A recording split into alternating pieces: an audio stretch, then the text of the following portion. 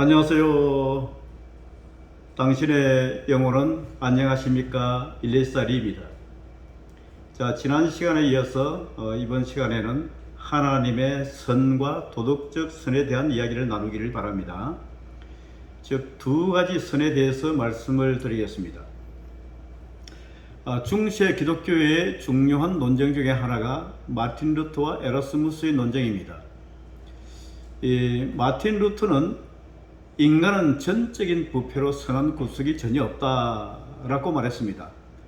이에 반해서 에라스무스는 그래도 인간은 조금은 선한 곳이 있다라고 말한 것입니다. 자, 마틴 루터는 종교개혁가죠. 잘 알려져 있는 인물입니다. 에라스무스는 당시 화란의 네덜란드죠. 화란 태생의 로마 카톨릭 교회 성직자이자 당대의 인문주의자 최고의 지성입니다. 그분의 대표작 중에 하나가 우신예찬으로 알려져 있습니다. 자, 이 위대한 두 분의 논쟁입니다. 자, 이것은 바로 인간의 자유의지에 대한 논쟁의 핵심입니다. 루터가 구원에 있어서 하나님의 은총과 믿음으로만 의롭게 된다는 솔라 그라티아, 솔라 피데를 주장하자, 자, 이의 잘못을 지적하고 권고하려는 교황의 요청이 에라스무스에게 이르렀던 것입니다. 자, 에라스무스는 1524년 자유의지라는 책을 써서 루터의 논쟁에 논박을 가합니다. 루터는 자기가 주장한 바 연옥설에 반대한 멘제부의 불법성에 대한 교리적인 핵심에 대하여는 침묵하고 유독 하나님의 은혜나 인간의 의지의 노예화를 주장하는 것에 대하여 반박하고 나서는 에라스무스를 비난하였습니다. 자, 이렇게 발전한 논쟁은 오늘날 칼빈주의와 웨슬리안 사이에 해결하지 못하고 계속하고 있는 하나의 선행 은총론과 인간의 자유의지 논쟁과도 깊은 관련이 있습니다. 그런데 우리가 경계해야 할 일은 신학적 편협주의입니다. 신학적 편협주의라는 것 반드시 거짓은 아니지만은 그것은 전체 복음을 떠나서 자신을 진리의 심판자로 복음 자체로 만듦으로써 복음을 여러모로 왜곡시키게 된다는 것입니다. 기독교의 복음은 성경에 계시된 하나님의 말씀입니다.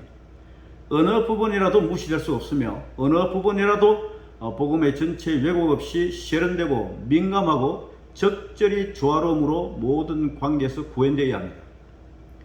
자, 하나님의 선행 은총과 인간의 자유의지는 칼빈주의와 웨슬리안 사이에 미해결된 논쟁으로서 성경의 핵심적인 개념인 선의 개념으로도 접근할 수 있다고 생각합니다. 자, 이러한 기독교 역사의 거대한 논쟁 속에서 아직도 미해결된 개념을 우리는 성경에서 선의 구조로 다시 잠시 조명해 보기로 하겠습니다. 이해를 위해서 성경에서의 선을 하나님의 선과 도덕적 선이라는 개념으로 접근해 보겠습니다.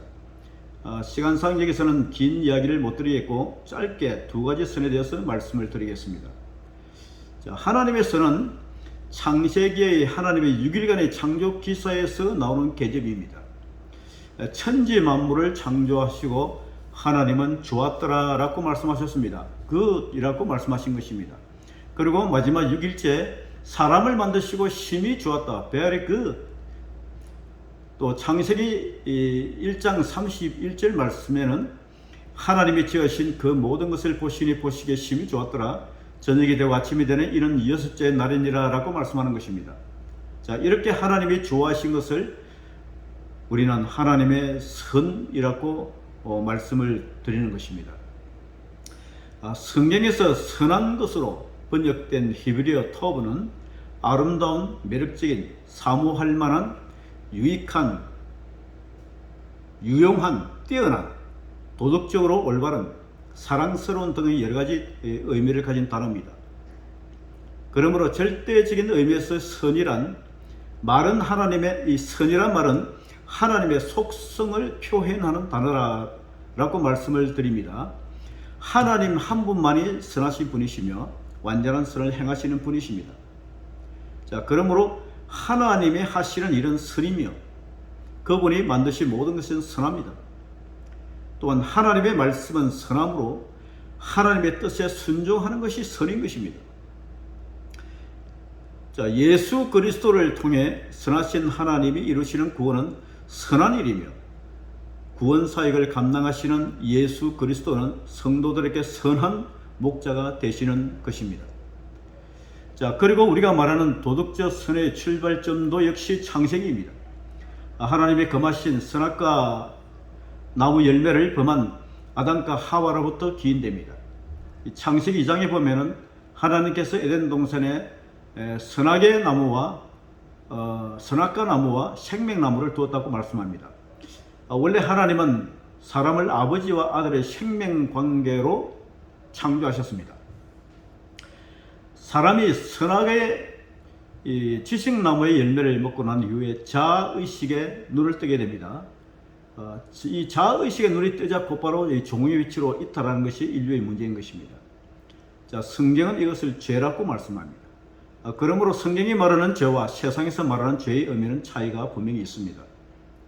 자, 성경이 말하는 죄는 선하냐 악하냐 이런 문제가 아니고 하나님의 목적에서 이탈했느냐 이탈하지 않았느냐의 문제입니다. 그러니까 하나님께서 사람을 보실 때에도 그 사람이 선하냐 악하냐 위대하냐 아니냐의 문제가 아니라 하나님의 창조 목적에서 이탈했느냐 이탈하지 않았느냐 하는 문제입니다.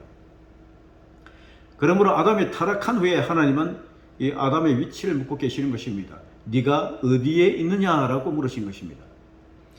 그러므로 하나님이 정해주신 위치를 지키는 것이 생명의 길인 선토라고 말할 수 있습니다. 선악과 열매에 대한 이 성경의 말씀을 보면은 너희가 그것을 먹는 날에 너희 눈이 열리고 신들과 같이 되어 선악을 알 줄을 하나님이 아시느니라 하니 여자가 먼저 그 나무가 먹기에 좋고 눈으로 보기에도 아름다우며 사람을 지혜롭게 할 만큼 탐스러운 나무이므로 라고 말씀합니다. 자, 그들이 선악과 나무 열매를 먹고 즉시 알게 된 것은 이 벗었다는 부족감입니다. 그리고 무화과 나무 잎으로 치마를 만든 것입니다. 이것이 이 땅의 도덕적 선의 출발점입니다. 오늘날 교회 안에 일어나는 수많은 문제들은 결국 이 선의 해석에 대한 문제라고도 볼 수 있습니다. 하나님의 선토부와 도덕적 성과의 충돌의 문제인 것입니다. 자, 이러한 이해 없이 성경 본문을 대할 때에 혼란스러운 경우를 우리는 여러 가지 예에서 다음과 같이 볼 수가 있습니다. 첫 번째 볼 수 있는 예는 여호수아의 가나안 12정탐꾼에 대한 내용입니다. 민수기의 가나안 12정탐꾼의 보고입니다. 10명은 민수기 13장 33절에서 이렇게 보고했습니다. 거기에서 네피림 후손인 아낙 잡손의 거인들을 보았나니 우리는 스스로 보기에도 메뚜기 같으니 그들이 보기에도 그와 같았을 것이니라. 그리고 민수기 14장 9절에서는 두 명이죠. 여호수아와 갈렙입니다. 이들의 보고는 이렇습니다. 그 땅 백성을 두려워하지 말라. 그들은 우리의 먹이라 밥이라 이런 말씀이죠. 그들의 보호자는 그들에게서 떠났고 여호와는 우리와 함께 하시느니라. 그들을 두려워하지 말라라고 말씀하는 겁니다. 자, 가나안 12정탐꾼의 보고에서 10명이 말한 것은 이 땅의 합리성을 가지고 있습니다. 그것이 이 땅의 도덕적 선입니다. 즉 다수결의 원칙이기도 합니다. 그러나 하나님은 두 명의 정탐꾼의 손을 들어주었습니다. 자, 이것이 하나님의 선으로 볼 수 있습니다. 믿음의 백성이라면 어느 편을 하나님이 기뻐하시는지를 잘 알 수가 있습니다. 두 번째 말씀드리고자 하는 내용은 여리고성의 기생 라합의 이야기입니다. 자, 이 이야기는 하나님의 선과 도덕적 선의 충돌에서 하나님의 사람은 어느 쪽으로 선택을 해야 되는지를 말해주고 있습니다. 그리고 이 이야기에서 하나 더 볼 것은 선과 악의 분별력에 대한 내용이기도 합니다. 여호수아가 여리고성에 정탐꾼을 보냅니다. 정탐꾼이 여리고성에 숨어들었는데 기생 라합이 수색대 아군을 따돌리고 자기 편을 따돌리고 하나님의 도구로 쓰임받아 붉은 줄의 약속으로 가족까지 구원을 받습니다. 그리고 예수님의 족보에 오르는 믿음의 맹문가를 이루게 되는 것입니다. 여호수아 2장 15절에서 16절 말씀입니다. 라합이 그들에게 이르되 들었건대 뒤쫓는 사람이 너희와 마주칠 가노니 너희는 산으로 가서 거기서 사흘 동안 숨어 있다가 뒤쫓는 자들이 돌아간 후에 너희의 길을 갈지니라. 그리고 여호수아 2장 3절에서 여리고 왕이 라합에게 사람을 보내 이르되 내게로 와서 내 집에 들어간 그 사람을 끌어내라. 그들은 이 온 땅을 정탐하러 왔느니라. 그리고 4절 6절 내용입니다. 그 여인이 그 두 사람을 이미 숨긴지라 이르되 과연 그 사람들이 내게 왔었으나 그들이 어디에서 왔는지 나는 알지 못하였고 그 사람들이 어두워 성문을 닫을 때쯤 되어 나갔으니 어디로 갔는지 내가 알지 못하나 급히 따라가라. 그리하면 그들을 잡으리라 하였으나 그가 이미 그들을 이끌고 지붕에 올라가서 그 지붕에 벌려놓은 3대에 숨겼더라 라고 말씀합니다. 여기서 하나 더 짚고 넘어갈 문제가 뭐냐 하면은 우리는 어떻게 이 내용을 이해할 것인가. 기생 라합은 정탐꾼을 숨겨주고는 뒤따른 아군, 즉 자기 나라의 군인이죠. 아군들에게 거짓말을 합니다. 그 사람들이 어두워 성문을 닫을 때쯤 되어 나갔으니 어디로 갔는지 내가 알지 못하나 급히 따라가라. 그리하면 그들을 따라잡으리라. 그가 이미 그들을 이끌고 지붕에 올라가서 그 지붕에 벌려놓은 3대 숨겼더라 라고 말씀하는 겁니다. 자, 이 말씀이 도대체 어떤 내용일까? 이 빨간 거짓말일까? 아니면 하얀 거짓말일까? 이것도 저것도 아니면 거룩한 거짓말이겠습니까? 이 문제의 이해는 묻는 자의 의도가 선인가 아니면 악인가에 달려 있습니다.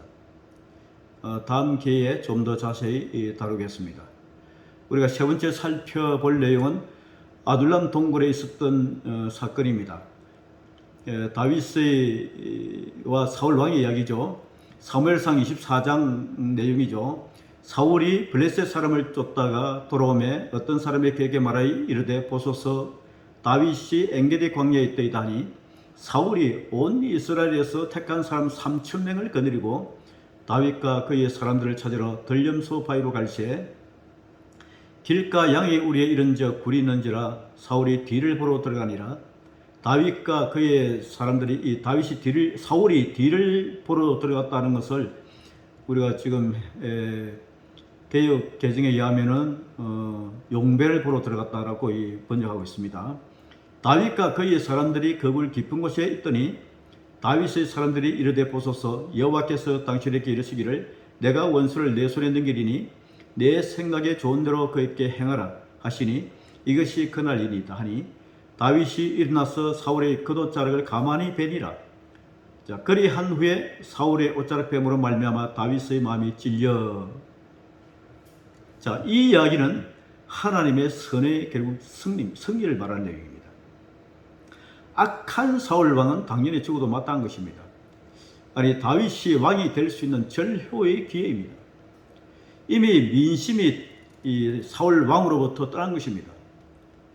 민심이 떠난 왕을 제거하고 백성들이 환호하고 있는 다윗입니다. 지금 군사들도 지금 두 번 다시 올 수 없는 절호의 기회를 원했습니다. 이것이 도덕적 선입니다. 그러나 다윗은 하나님의 마음을 택하기로 선택한 것입니다. 이것이 하나님의 선인 것입니다. 네 번째 이야기는 이 신약의 내용으로 말씀드리겠습니다. 이 향유 옥합 이야기입니다. 이 복음서 중에는 마태, 마가, 누가복음 공이 나오는 내용 유명한 이야기입니다. 향유 옥합의 이야기가 이런 두 가지의 선의 충돌의 극명성을 보여주는 내용이기도 합니다. 마태 26장 7, 13절의 내용이죠. 한 여자가 매우 귀한 향유 한 옥합을 가지고 나와서 식사하시는 예수의 머리에 부으니 제자들이 보고 분하여 가로되 무슨 의사로 이것을 허비하느뇨? 이것을 많은 값에 팔아 가난한 자들에게 줄 수 있었겠도다 하거늘 예수께서 아시고 저에게 이르시되 너희가 어찌하여 이 여자를 괴롭게 하느냐? 제가 내게 좋은 일을 하였느니라. 가난한 자들은 항상 너희와 함께 있거니와 나는 항상 함께 있지 아니하리라. 이 여자가 내 몸에 이 향유를 부은 것은 내 장사를 위하여 함이니라. 내가 진실로 너희에게 이르노니 온 천하에 어디서든지 이 복음이 전파되는 곳에는 이 여자가 행한 일도 말하여 저를 기념하리라 라고 말씀하시는 것입니다. 이렇게 비판한 자를 누가복음 7장 39절에서는 예수를 청한 바리새인이라고 말씀하는 겁니다. 이 내용에서 우리는 도덕적 선과 하나님의 선이 격렬하게 충돌하고 있음을 볼 수 있습니다. 바리새인과 같은 율법주의자들은 이 여인이 예수님께 옥합을 깨뜨려 드린 매우 귀한 향유를 흡이라는 말로 일축해 버립니다. 그리고 이것을 많은 값에 팔아 가난한 자들에게 줄 수 있겠도다 라고 하면서 이 여인의 행위와 예수님의 처신을 비방하고 있습니다. 그러나 예수님은 너희가 어찌하여 이 여자를 괴롭게 하느냐? 제가 내게 좋은 일을 하였느니라. 이 복음이 전파되는 곳에는 이 여자의 행한 일도 말하여 저를 기념하라 라고 말씀한 것입니다. 이 좋은 일을, 여기서 좋은 일이라는 것을 NIV 성경에 보면은 beautiful thing 이라고 번역하고 있습니다. 킹 제임스 버전에서는 a good work라고 번역합니다. 예수님은 바리새인들이 비난한 여인의 행위를 좋은 일, 선이라고 칭찬한 것입니다. 창세기에 우리는 기억하기로 하나님이 천지 만물을 창조하실 때에 좋았더라, 좋았더라라고 하십니다. 이것이 하나님의 선인 것입니다. 그리고 이런 도덕적 선을 사탄이 교모히 이용하고 있음을 예수님의 영적 통찰력으로 강하게 지적하고 있음을 우리는 볼 수 있는 것입니다. 다섯 번째 내용은 베드로의 열정에 대한 내용입니다. 마태복음 16장 21절에서 23절에 나오는 내용입니다. 자, 이때부터 예수 그리스도께서 자기가 예루살렘에 올라가 장로들과 대제사장들과 서기관들에게 많은 고난을 받고 죽임을 당하고 제3일에 살아나야 할 것을 제자들에게 비로소 가르치시니 베드로가 예수를 붙들고 간하여 가로되 주여 그리하지 마옵소서 이 일이 결코 주에게 미치지 아니하리이다. 예수께서 돌이키시며 베드로에게 이르시되 사탄아 내 뒤로 물러가라. 너는 나를 넘어지게 하는 자로다. 네가 하나님 일을 생각하지 아니하고 도리어 사람의 일을 생각하는도다.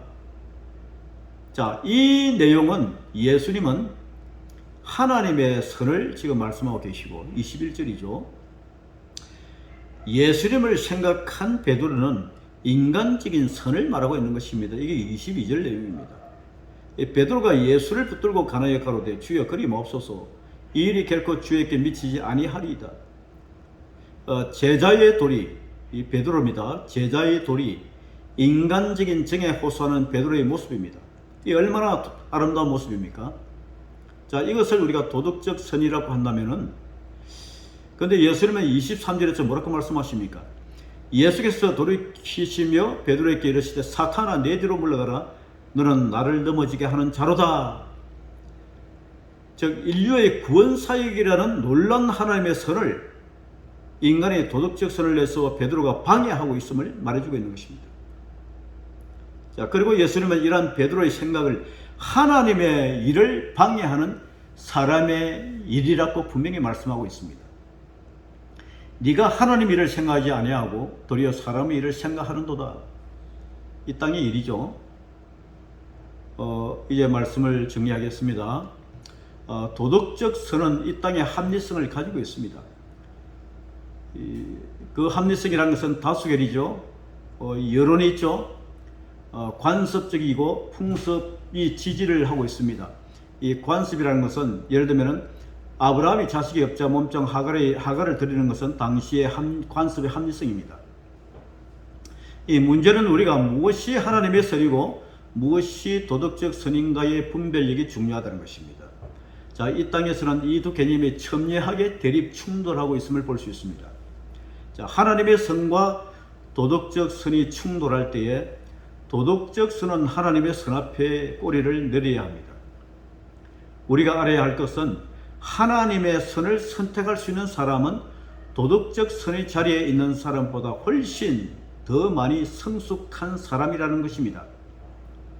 오늘은 두 가지 선적 하나님의 선과 도덕적 선에 대하여 말씀을 나누었습니다.